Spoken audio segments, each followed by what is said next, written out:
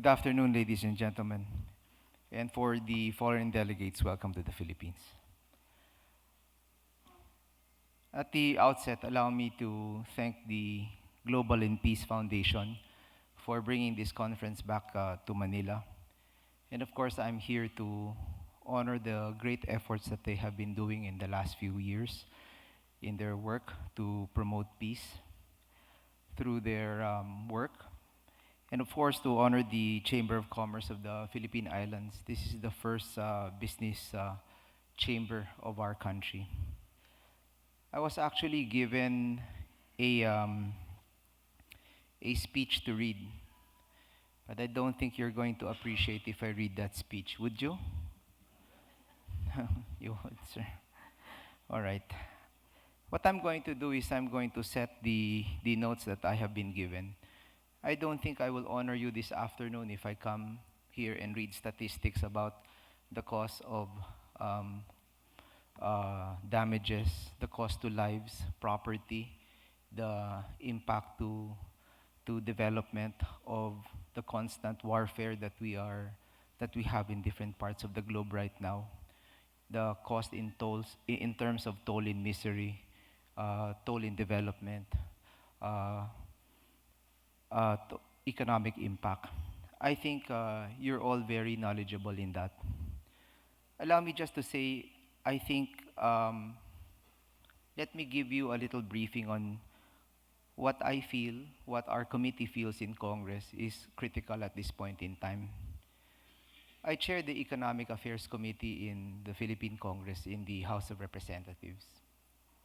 And right now, we are cognizant of the fact that our economy is growing by about 6 to 7%.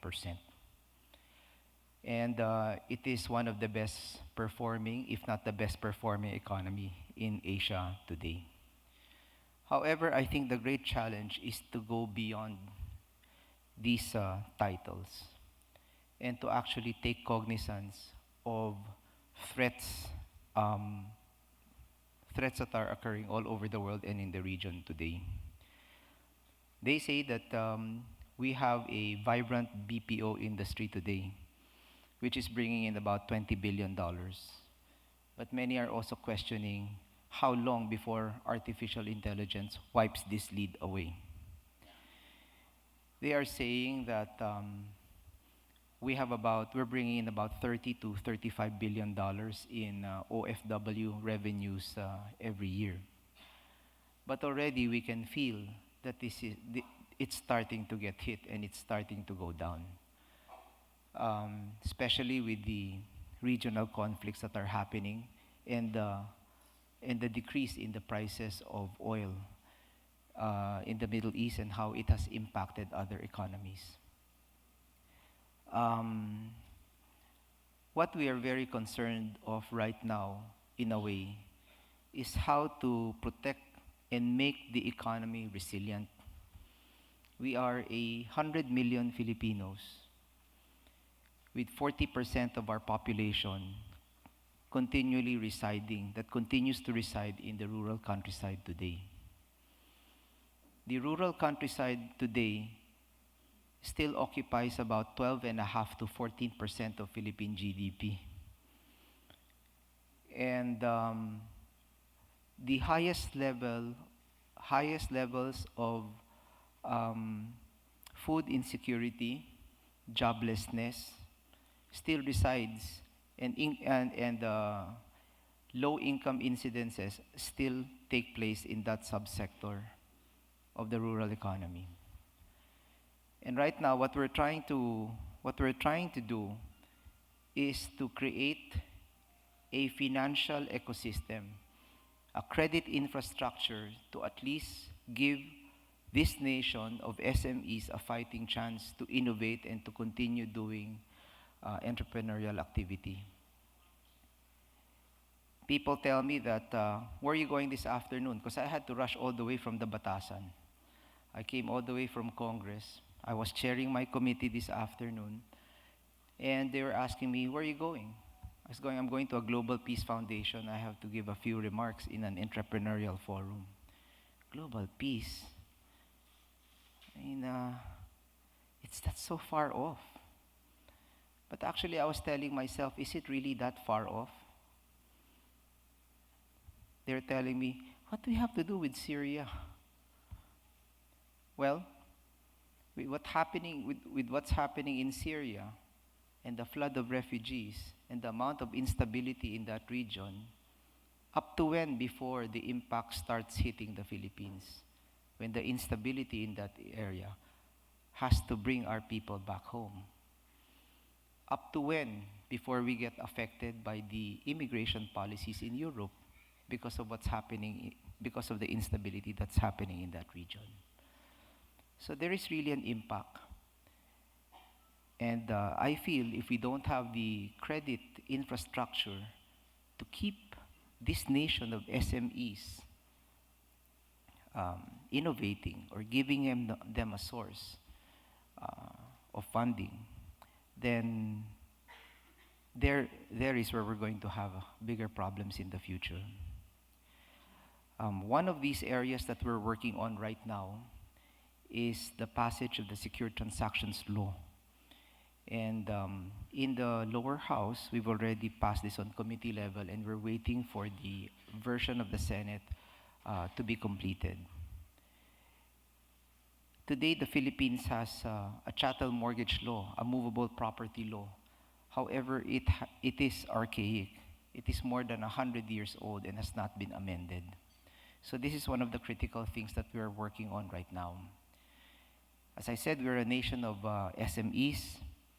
SMEs are the job generators of our economy. Predominantly, 90% of our corporations here are family-owned corporations, are small corporations. These corporations have a lot of talent, they have a lot of drive, they can innovate. What they don't have is land. What they don't have are realty improvements. And more often than not, banks in the Philippines demand these to be the collateral for funding them.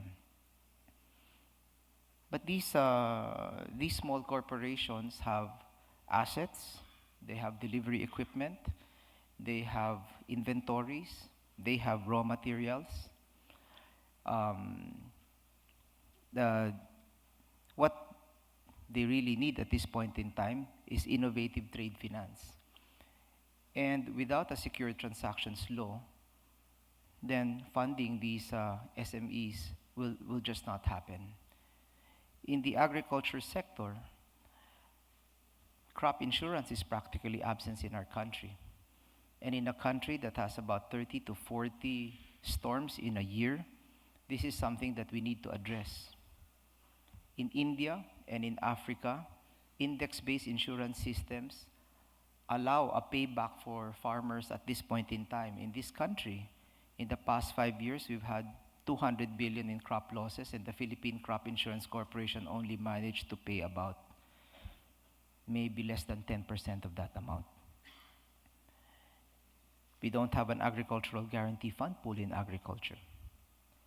And so these are the things that we are working on right now, creating that credit infrastructure for our small and medium scale enterprises to be able to innovate, to allow them the funding source to continue to hire and to create more jobs. And the other speakers this afternoon on session 1, Olivia Limpeao and John Lu Koa, are leaders in their areas. They are now leading very big corporations, but when they started out, they started small, and it's very interesting to hear their stories this afternoon on how they started, on whether they really got a break from the traditional banking and lending sources.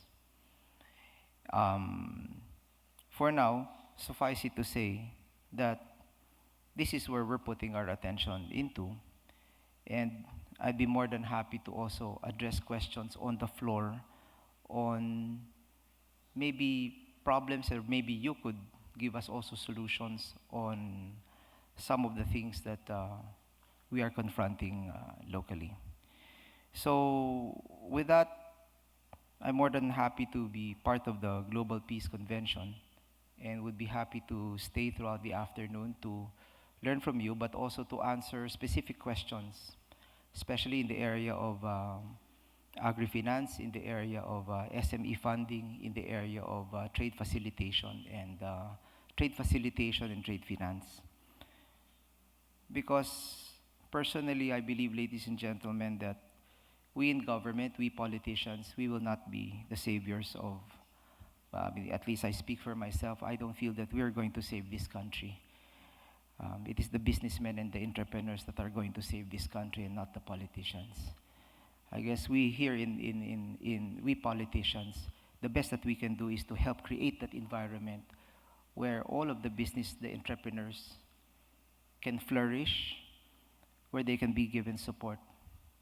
And I feel that there is no time in history which is so conducive for growth and innovation because of advances in technology today.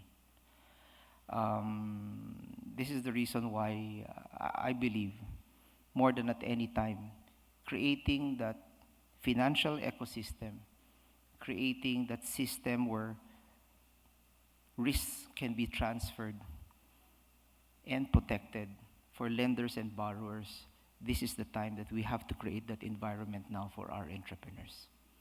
Thank you very much.